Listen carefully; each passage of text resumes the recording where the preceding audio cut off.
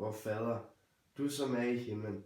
Helliget blive dit navn, komme dit rige, så ske din vilje som i himlen, således også på jorden. Giv os i dag vores daglige brød, og forlad os vores skyld, som også vi forlader vores skyldnere. Og led os ikke ind i fristelse, men fri os fra det onde, for dit er riget og magten og æren i evighed. Amen.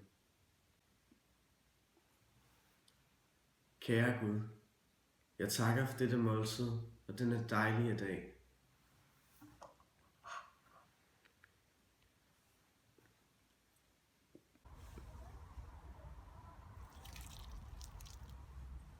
Kære Gud, tak for disse afgrøder,